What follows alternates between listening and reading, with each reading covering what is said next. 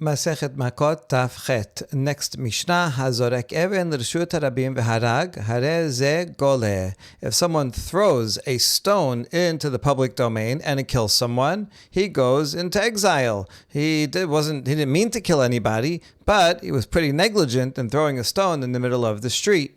So he has to go into exile. Rabbi Eliezer ben Yaakov Omer, Im mekesheyasta ha'even miyado, hosihala et rosho v'kibela, hare ze patur. Rabbi Eliezer ben Yaakov disagrees in a specific case. If a person threw the stone first and there was nobody around, and then after it left his hand, someone stuck his head out and received the incoming stone, then he does not have to go even into exile. That's totally honest. Only if he threw a stone while someone was there. Someone was standing there the whole time. He threw a stone carelessly. So then, that's careless. It's not purposeful. It wasn't premeditated. Okay, so then you have to go into exile. But if he threw a stone and when no one was there, and then someone stuck his head in right in the path of the stone afterwards, he does not have to go into exile according to the Rabbi Eliezer ben Yaakov. זרק את האבן לחצרו והרג. אם יש רשות לניזק להיכנס לשם, גולה, ואם לאו, אינו גולה. If someone throws a stone within his own courtyard, it's his own courtyard, and it kills someone who happens to be there, so it depends. If the owner of the courtyard gave permission to that guy to be in the courtyard, and so he came in and killed him, then the owner who threw the stone has to go into exile. He didn't do it on purpose, but he's negligent. He knows that he let someone come into the courtyard. Maybe there's someone doing some work in the backyard or whatever, and so he has to be careful because he knows there's someone there. But if he did not give permission for anyone to come into the courtyard, and someone came and trespassed, so then the owner of the courtyard does not have to be careful for someone who came without permission, and therefore he's not even negligent, less than that, so he doesn't have to go to exile. Shne'emar, v'asher yavo et re'ehu bayar, ma hayar reshut l'nizak v'lamazik l'ikanes l'sham, af kol reshut l'nizak v'lamazik l'ikanes l'sham, yasa chasar ba'al habayit, she'en reshut l'nizak v'lamazik l'ikanes l'sham. As it says, we cited this midrash already in the previous daf, that the case in Devarim is when someone comes with his friend to a forest. So it doesn't have to be literally a forest. This is an example, but it teaches us a model. Just like a forest is a place where both the victim and the perpetrator are permitted to go there, it's a public area. So too, one has to go into exile anytime both parties are in a public area that they both have permission to be in. That comes to exclude the courtyard of the person who does the killing, and if there's no permission for the nizak to be there or the mazik to be there, that's a different story. So that applies to this case. If the nizak trespasses into that courtyard of the mazik, and the mazik like, I'm doing my thing, I feel like throwing stones around in my courtyard, that's his, he can do that, and he doesn't have to be careful and watch out for people that he doesn't expect to be there and didn't give permission to be there. Abba Shaul Omer, Ma hatabat esim reshut af kol reshut. Yasa ha'ava maket beno v'harav harodeh et talmido u'shilech betin. Abba Shaul gives another limitation on going into exile, and says just like the example in Devarim is talking about cutting wood, and that's an optional thing. If you need wood, if you feel like cutting wood, you can. There's no commandment to have to cut wood. So too, one only goes into exile when one's doing things like clearing stones or whatever. That is an optional activity, but not if it's a mitzvah activity. So that would exclude a father who's hitting a son in order to educate the son, or a teacher who is hitting a student to get them to pay attention and behave, or a bet din who is giving punishment. They're flogging someone. If in any of the cases they can't kill the student or kid or person on purpose, it's not capital, I'm talking about lashes, so he's not supposed to be killing the person, but rather the father or the teacher or the agent of the court is giving a lash or 2 or 39 for a purposeful reason, for a mitzvah, and then by mistake the person ended up dying. So that then the father and the teacher and the agent of the court do not go into exile because they were doing it for a constructive mitzvah purpose, not for their own reason. mezidu. Now we ask about the first case. If someone's throwing a stone into the middle of the public domain, in the middle of the street, you're throwing a stone. Well, that's kind of that's more than negligent. That's purposeful. What are you doing? There's people there. Obviously, it's likely that someone's going to get hurt and even die. So that person is to get capital punishment. Amar Rav Shmuel bar Yitzchak besoter et kotlo. So Rav Shmuel says, no, we're not talking about someone who's randomly throwing stones around in the middle of the street, endangering people. We're talking about someone who has a purpose. He wants to demolish his wall. He has a wall. Maybe the wall is weak, and actually you have to. If you have a weak wall, you don't want to fall on someone. So he's demolishing his wall. So he's on the inside of his property. He's pushing the stones down, and so that's why he's pushing the stones. He's not randomly throwing things into the street. Okay, even so, he should look, right, to see maybe there's people. You can't just push a wall down. Maybe there's people passing by. Don't you have to look and see? Wait till there's nobody there, and then you push the wall down. And the answer is besoteret koto balayla. He's doing it at night. There's very few people that walk at night. In the middle of the day, there's lots of people walking in the street. You can't do that. But at night, can he assume that there's nobody there?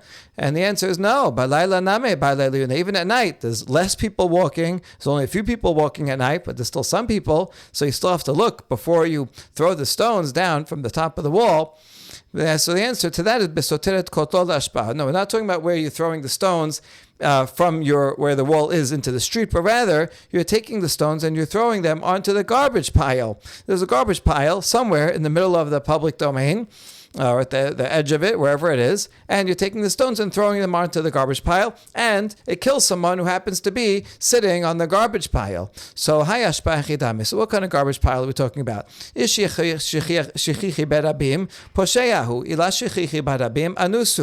it's a kind of pile where there's a lot of people there, maybe there's a lot of people that are throwing things out or looking for something there, so then that would be posheya. That's like doing it on purpose. You have to watch out. And if it's a garbage pile that's neglected, that nobody goes there, then honest. It'd be weird for someone to be in such a garbage pile.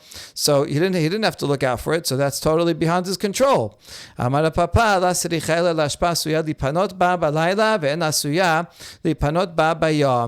says, we're talking about a garbage pile that people use to relieve themselves sometimes. They do it at night because the garbage pile is pretty out. It's in the open. So at night, where there's no one's going to see them, there's few people and it's dark, people go there in the middle of the night if they have to go to the bathroom. But not and during the day, nobody goes there because it's out in the open and they want some privacy. But even in the daytime, once in a while, someone really has to go, and so they might be there. And this person is taking the stones from his wall or whatever, garbage stones, and he's throwing them onto the pile, a garbage heap, during the day. So this is the exact in-between case that we're looking for. Posheya lahavedaha ednasuya lipanot babayom. Onesname lahavedaha ika demikre v'yatib. He's not going to be called posheya, negligent, on the bordering on purposeful, because people don't generally relieve themselves there during the day, because it's not private. But he also can't call him honest. That's totally beyond his control, because you know that once in a while people do go and relieve themselves there even during the day, so you could have been a little bit more careful. So that's the in-between case that we're talking about, where if someone would kill someone, when doing that, he would have to go into exile. Rabbi Eliezer ben Yaakov Omer. So back to the Mishnah, Rabbi Eliezer ben Yaakov was of the opinion that if someone threw a stone and then after it left his hand, he threw it to a place that nobody was there. After it left his hand, then someone stuck his head into the pathway of the stone and it hit him and killed him, then the person who threw the stone is exempt, because at the time that he threw it, there was no one there. So the pasuk says, that we're about to quote in Devarim,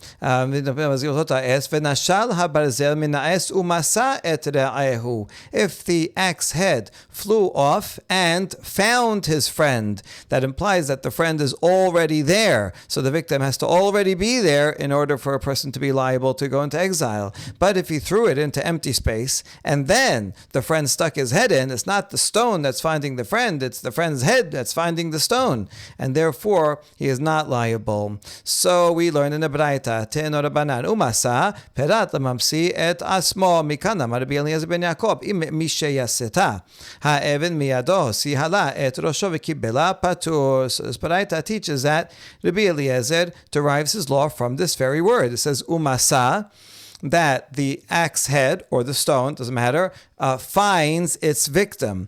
So that comes to exclude a case where the victim finds himself, that he wasn't there at the time of the swinging of the axe or of the throwing of the stone, and he then presented himself into the picture and stuck his head in the path. And it's based on this derasha that Rabbi Eliezer ben Yaakov said, if after the stone left the thrower's hands, then the other guy stuck his head into its path and received it and was killed, the thrower of the stone is not liable to go into exile. That's less than shogeg. He is not liable at all. Now we ask, Lememra de masa meikara mashma. So according to this reading, the word masa that it found him sounds like it means it's something that had to be there originally. When is someone liable? Only when masa et re'ahu, that the friend was already there and the axe or the stone found him. So masa means that something was already there. But here's the problem. Urminhu umasa perat lamasui shelo yimkor berachok v'yigol bekarov bera'a v'yigol beyafa. We have a derasha on another instance of the word masa in the pasuk in Vayikra, talking about if someone is down and out and he sells his ancestral land at some time during the Yovel. So then a goel, a relative, can come and buy it back and redeem it.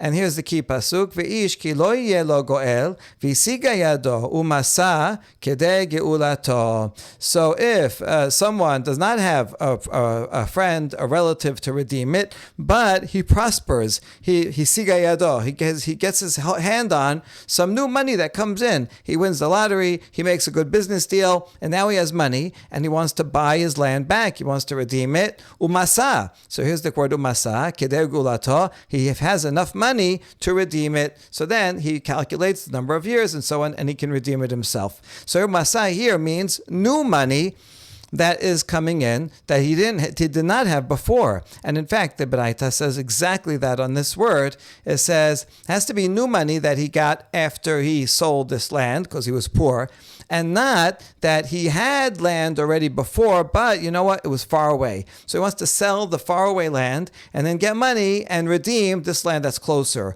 Or he has other land, but it's not as good, and he wants to sell that other land and then redeem this land that is of better quality. You can't do that. You can't use the law of redemption for your own advantage just because you want to unload something that you don't like so much and redeem something that you like better. That's not the purpose of this. Rather, the purpose is when you were down now and you had no other money and you had to sell your land, and so you had to give it away, and now you have to sell it, and now you found new money. It has to be new money that came in, not just by selling something else that's worse, but new money that came in, then you have to use that. So the word umasa here means something new that was not there originally. So now we have a contradiction because the word masa in our context in Devarim means something that was there originally, but here it means something that is new that was not there originally. Rava says you have to look at each item and contextually. Each word is in a context. The word masa, it could mean this, it could mean that. A dictionary definition, it might be something that was there or something that came into being, but depends on the full context. Hata minyane dikra. Umasa dumyade hisiga yado. Ma hisiga yado mahashta, af masa name mahashta. And the pasuk in Vayikra says hisiga yado, means his hand was able to acquire something. That means something he didn't have before, and now it came into his hand. It came a new thing that came into his possession. Not the land that he owned already that he's swapping out. And so just like Yisiga Yado in context means new acquired money, so too Masa in this context means newly acquired money that he didn't have before. And in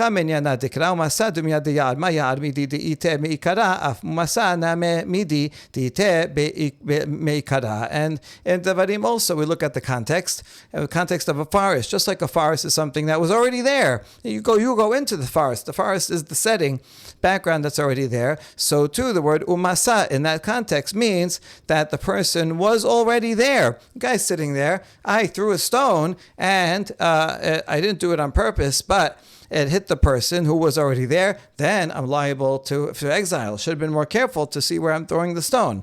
But if there was nobody there, and when I threw it, and after I left my hand, he stuck his head in, then I am not liable to go into exile. The continuation of the Mishnah cites the opinion of Abba Shaul, who says that the example in the Torah is someone who goes into the forest to chop wood. Now that's a voluntary act. There's no mitzvah to have to chop wood. It's a voluntary activity that you could do if you want and you don't do if you don't want. That's where if you go and do that activity and kill someone by mistake, you have to go into exile. We learn from that one who kills someone by mistake goes into exile only if they're doing a voluntary act. But if they're doing a mitzvah, for example, a father who's teaching his son and rebuking him and hit him, or a teacher to a student, or an agent of a bet din is giving lashes, and so they're doing something that is a mitzvah. And then, by mistake, they kill someone. In that case, they do not go into exile. Amar le'ahu merabanan le'rava. One of the sages asked Rava, Mimayde mechatavat esim direshut, dilma mechatavat esim de sukkah, or mechatavat esim de ma'aracha, va'afilu achia marachamana ligle.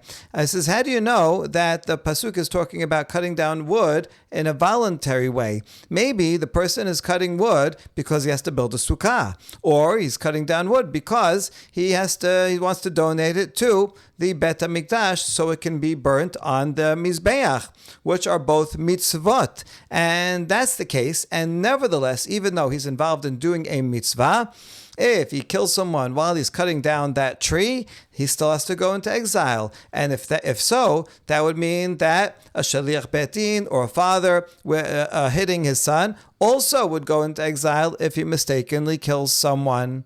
And Rava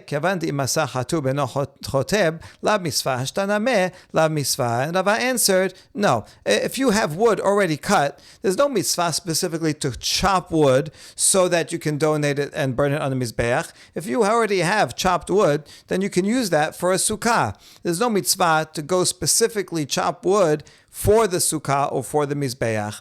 And so since there's no need to do it, if you already had it, you wouldn't have to do it. So now, even if it happens to be you don't have any wood around, okay, you have to get some wood. But we're not going to call that a mitzvah activity because you don't have to do it if you already have some around. And therefore, we learn, in fact, like Abba Shaul, that you only go into exile for doing a voluntary activity. Now Ravina is going to challenge that view that Rava just said. We're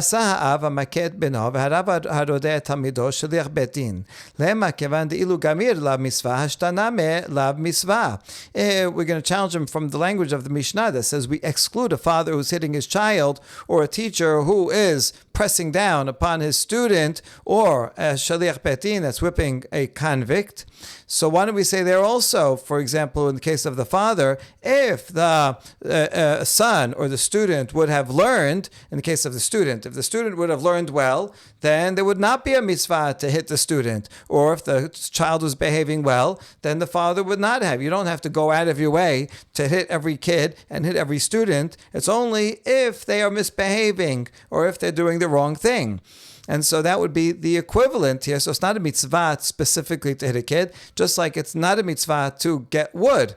If you need wood to make the sukkah, all right, then you go get wood. But it's still called a voluntary act. So why don't we apply the same reasoning regarding the father and the son, that this is a voluntary act because it's only if it's necessary, but you don't have to go out of your way to hit every kid.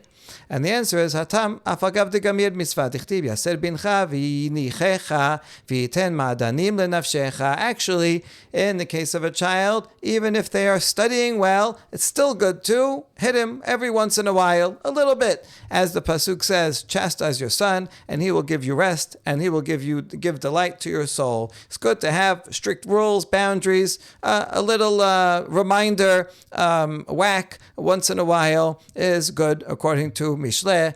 Teachers should not try this nowadays. But the point is that, yes, it's a mitzvah in and of itself to rebuke kids, and therefore it's not only if they don't learn, it's a mitzvah no matter what. So that is different from needing wood if you happen to need wood. If you don't need wood, there's no mitzvah to go specifically and chop wood so that I chopped the tree so I can make a sukkah. There's no mitzvah in that. Hadad amar Rava, lav miltahi damari, vasher yavo et re'ehu baya'ar, ma ya'ar di'i ba'e ayil vi'i ba'e la'ayil, v'isal kadatech misvah, misagad la'ayil. And after Rava gave this answer, he changed his mind. Maybe he changed his mind for the moral reason we just said. Well, you have to hit every kid, even if they're doing nothing wrong. What kind of lesson is that? So he changed his mind for whatever reason, and he said, "Here's a new explanation. The word va'asher means if he happens to do it. So if he happens to come into a forest and he finds his friend there. So just like a forest, if he wants to come in, he goes in. If he doesn't feel like chopping a tree down, then he doesn't go in. That's what we learned from the word va'asher. It's totally voluntary. And so if you would think it's a mitzvah, would you say that, he doesn't have to go in if he doesn't feel like it? No, he'd have to go in. If there's a mitzvah to go and get wood for the mizbeach or for a sukkah, then you couldn't say va'asher. So va'asher, that implies that if he wants to, he can. If he doesn't want to, he doesn't have to. And it's a case of no mitzvah. But if there were a mitzvah involved, then he would be patur, of going into exile. Amar le Rav Adar bar Havad Rava, kol echad ichtib asher di ba'ehu. And now this assumption that every va'asher means voluntary, is that true? Rav Adar bar Hava es Rava. Is it really every case of asher means it's totally voluntary? How about this one? Pasuk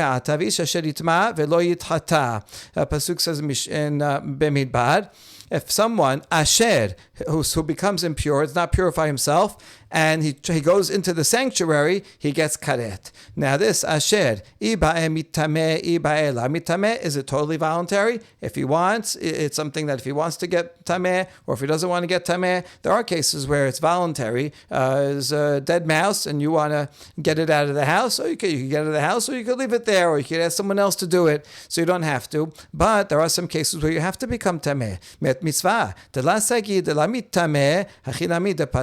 If you come upon a corpse and it's unburied, so then you have to become tameh, right? Is it possible that you're not going to become tameh? No, it's a mitzvah.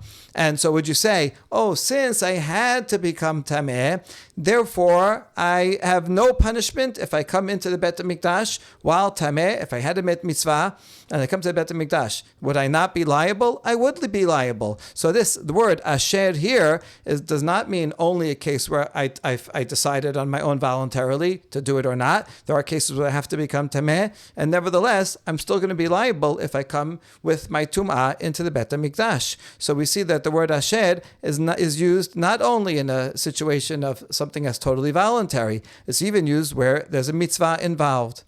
And Rava answers, over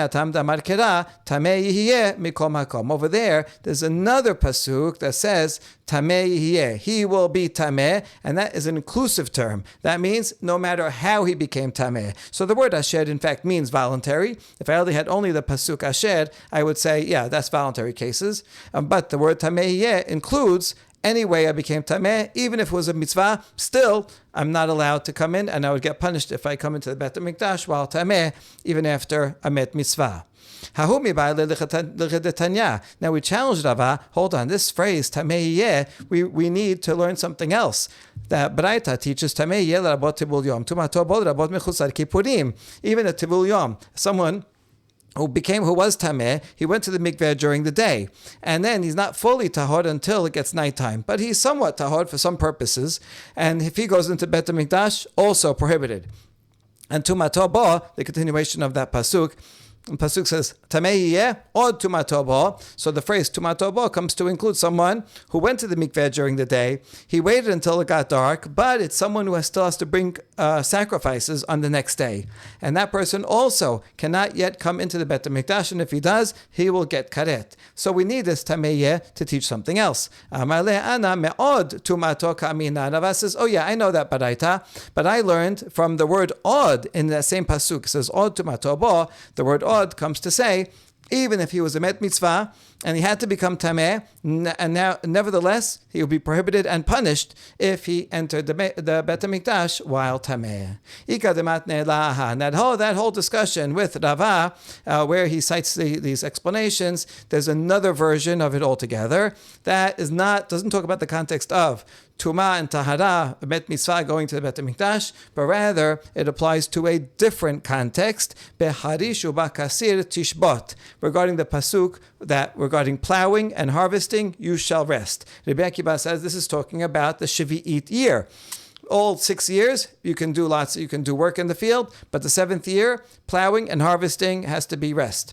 Rabbi Akiva Omer, Eno sarich lomar charish shel shvi'it v'kasir shel shvi'it sharei kivar ne'emar sadecha lo tizra v'chadmecha lo tizmon. Now Rabbi Akiva says, well, this can't be referring to the 7th year itself, because there's already a pasuk that says, you shall neither sow your field nor prune your vineyard. So we already know that those two activities are prohibited during the 7th year itself. Ela afilu Charish shel erev shvi'it shenichnas la shvi'it v'kasir shel shvi'it sheyasa l'moaseh shvi'it. Rather, this pasuk in Shemot, becharish ubekasir, is coming to include even plowing before Shavuot. You can't plow during the end of the 6th year in order to prepare the ground so that things will grow on their own better in the 7th year. No, you can't even prepare for the 7th year. And harvesting is referring to things that grew on their own during the 7th year, and now it's already the 8th year or the first year of the next cycle, and you want to harvest them. Okay, you can harvest them, but they have the sanctity of Shavuot. You have to treat them with all the same sanctity as things that you would harvest during the 7th year. And that's what this is coming to include a buffer, not preparing before, and things that grow on their own that you're harvesting after. That's Rabbi Akiva. Rabbi Ishmael Omer, Ma charish reshut, af kasir reshut, yasa kesir omer shu misvah.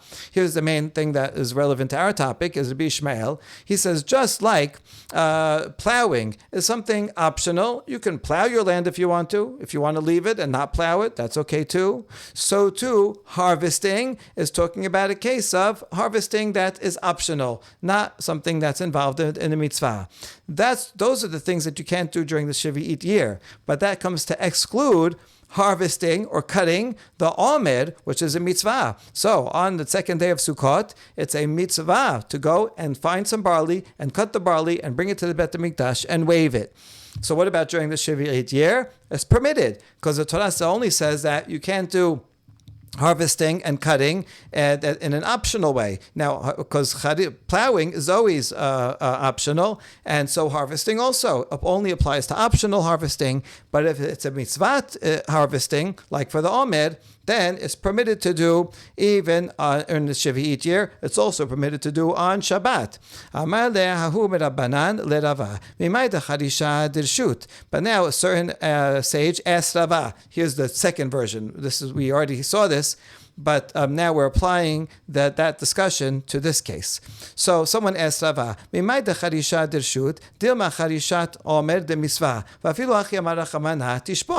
do you know that this pasuk is talking about plowing that is optional? Maybe it's talking about plowing of the Omer. In other words, since you need to have an Omer on Sukkot, so maybe you'll think, well, let's say I need to plow the ground so that I can plant barley, so that barley will grow, so that I can harvest it to bring it as Korban HaOmer. So maybe the plowing is also talking about a plowing that's a mitzvah.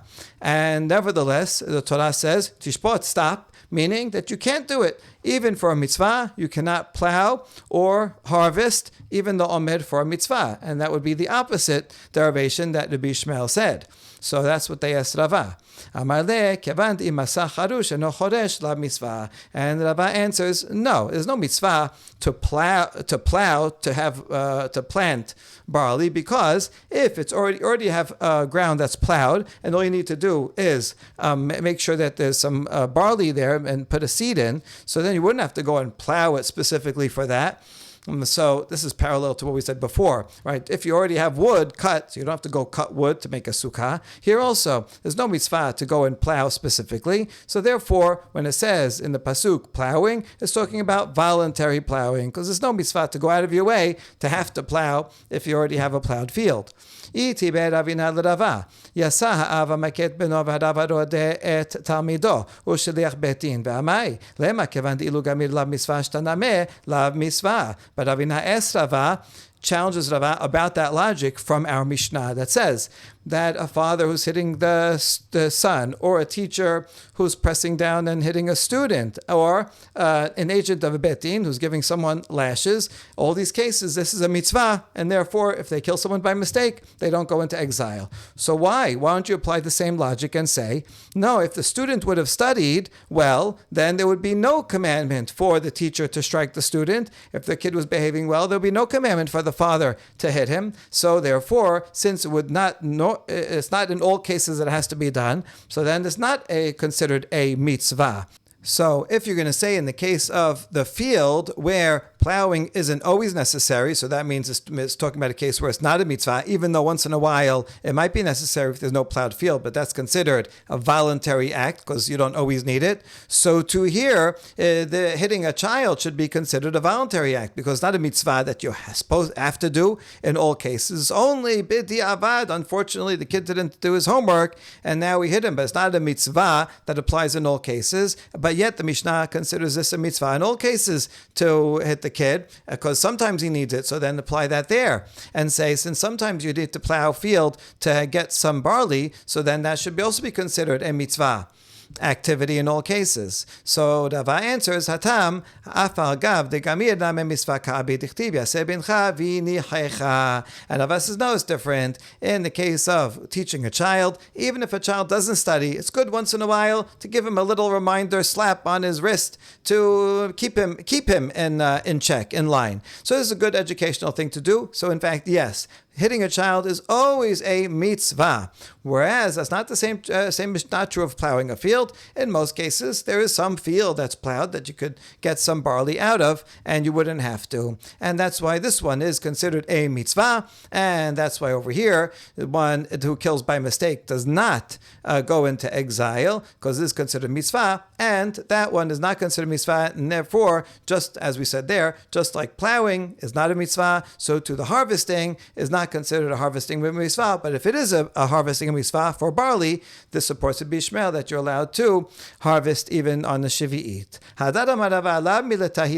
But here also, in this version, Rava changes his mind and says, I have a different derivation. Kesira dumya dacharisha. Ma charisha masa charush eno choresh, av kesira name masa kasur eno koser. V'isa kadatech misva, masa kasur eno koser, misva liksor ulhavi.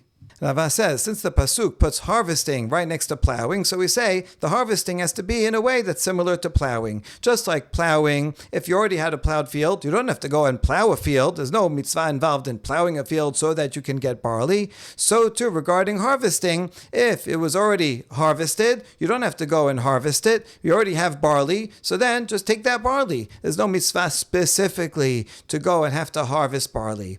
Now, if you would think that it's talking about a mitzvah, specifically a mitzvah, then if you found a barley already cut, would you not have to cut it? You would have to cut it. Mitzvah l'ksor lavi, you would have to cut it. And but it can't be that, it can't be so, because it has to be similar to charisha. So just like charisha is, you don't have to do it, so to kesira, we're talking about a case where you don't have to do it, you don't always have to harvest the barley if you already found it. And therefore it's clear that this pasuk is talking about harvesting or plowing in a voluntary way. That's when you cannot do that on the Shivi'it year. But if it was involved in mitzvah and you didn't have barley that was harvested, then indeed you would have to go and harvest it, and that would in fact override the laws of Shivi'it. The next Mishnah teaches Ha'av gole al yedeh haben, v'haben gole al yedeh ha'av. A father will go into exile if he kills his son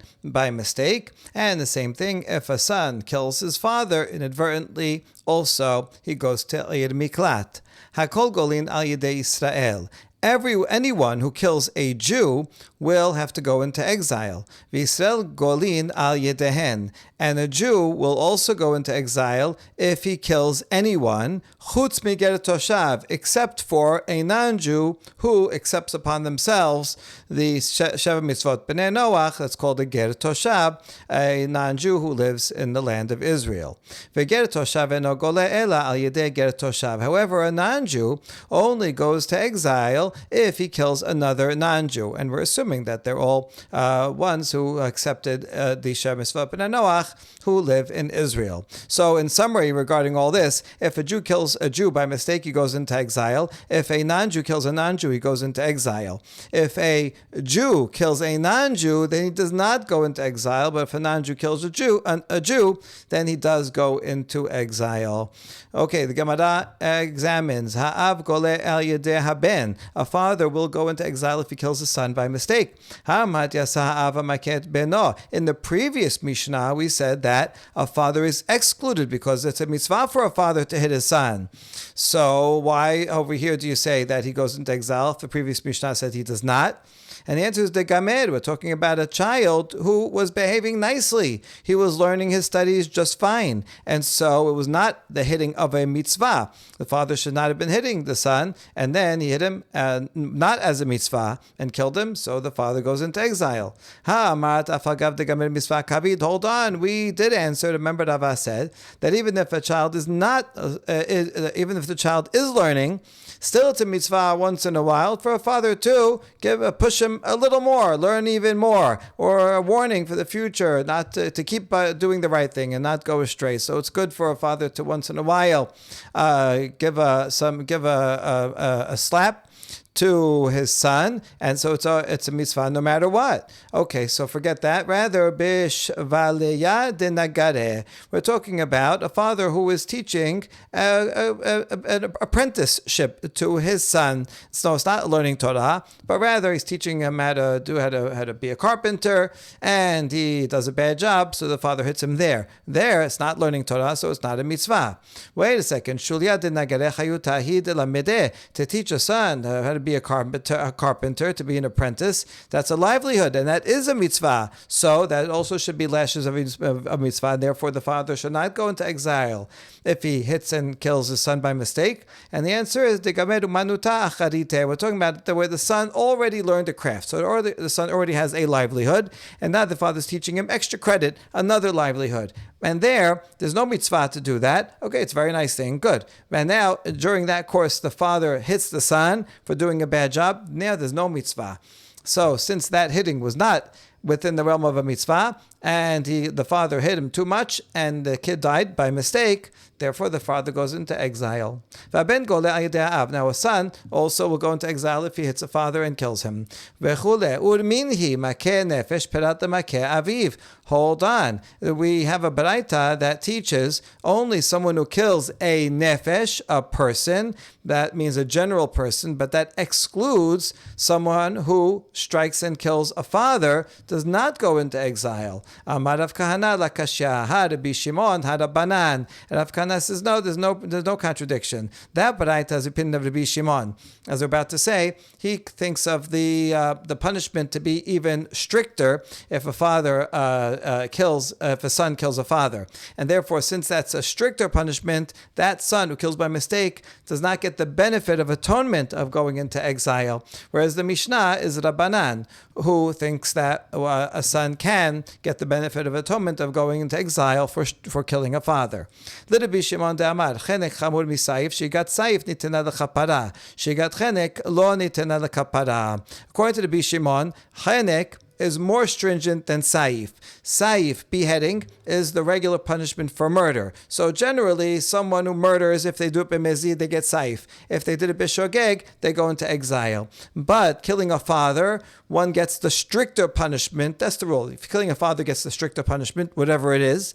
And so according to Bishimon, since chenek is a stricter punishment, someone who kills a father would get chenek, strangulation. But that strangulation, if someone does someone, that if it was b'mezid, it would be strangulation. If someone does b'shogeg, then they don't get atonement. This is too bad, too strict to have the benefit of atonement. So therefore, Rabbi Shimon says if someone kills a father by mistake, does not get atonement of going into exile. L'Rabbanan da'amri saif hamur mechenek horega b'beshogeg shegat saifu v'shegat saif nitana l'chapara. Rabbanan, however, say that beheading is more stringent than strangulation, and so someone who kills a father, if he would do it on purpose, then he would get saif, right? Which is the same as anyone who murders is also saif.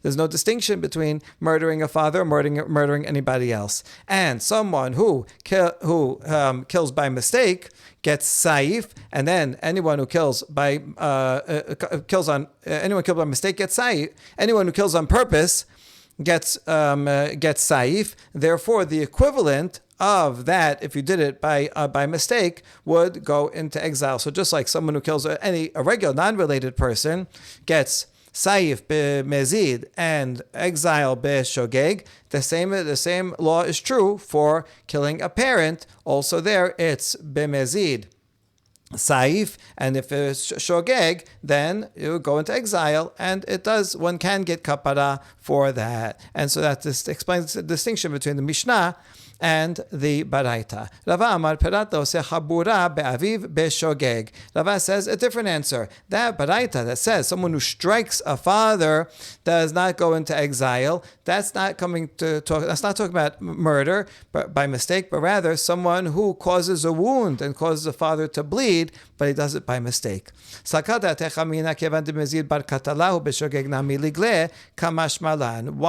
I might have thought that since if a son strikes his father on purpose and causes him to bleed, he gets the death penalty. So I might think that if he does it by mistake, then he would go into exile. Just like if someone kills someone on purpose, they get the death penalty. But if he kills by mistake, he goes into exile. Maybe I would think that striking a father was the same thing. And therefore, this Baraita comes to teach me that it's not the same.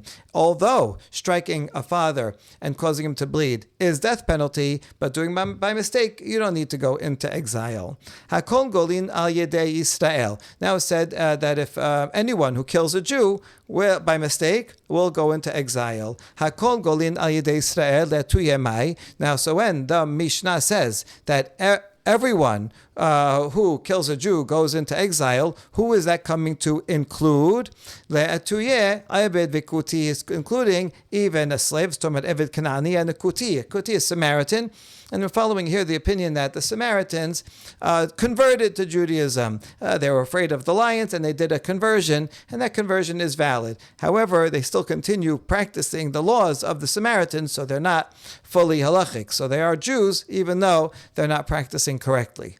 Tanena leha de Tanu Rabbanan, Ebed v'kuti goleh ve'lokeh al yedei Yisrael, v'Yisrael goleh ve'lokeh al yedei kuti ve'ebed. And we have a Baraita that supports what we just derived from the Mishnah, because the Baraita says that a slave and a Samaritan, they will go into exile or get lashes if they do something to a Jew. Well, go into exile if they kill a Jew by mistake. Lashes if they curse a Jew. So then they will go into exile or get lashes for what they did to a Jew. And the same thing the other way around. A Jew will go into exile or get lashes if they do something to a Samaritan or an Eved. If they kill a Samaritan or a slave, then the Jew goes into exile, and if he curses them, also he will get lashes. Now, Bishlama Eved v'kuti goleh al yedei Israel velokeh goleh de katleh velokeh de latye. Now let's analyze this. We understand the line that says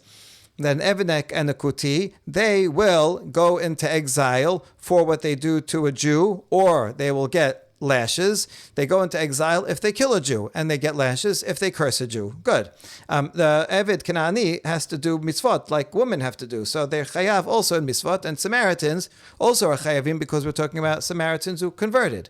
Ela Yisrael goleh velokeh al yedei kuti bishlam goleh de diktaleh. But now when it says a Jew goes into exile or gets lashes because of what he does to a Samaritan, okay, that we understand that he goes into exile because he killed a Samaritan, but a Samaritan is a proper convert. and so it's same as killing a Jew. But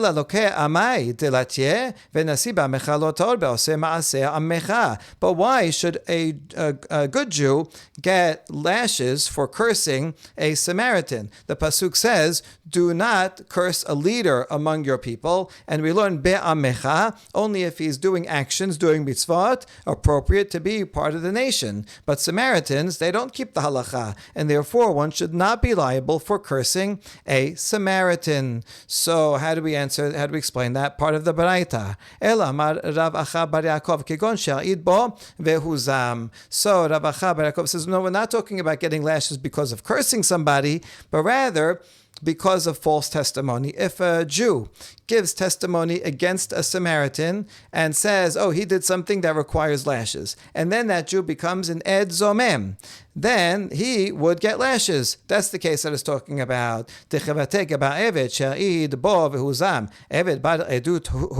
Hold on. If it's talking about testimony, then how would you explain the case regarding an Eved Kanaani, where it says an Eved who does something to a Jew gets lashes? Wait, can a Eved Kanaani be a witness? He can't be a witness, so he can't be an Ed Zomem either.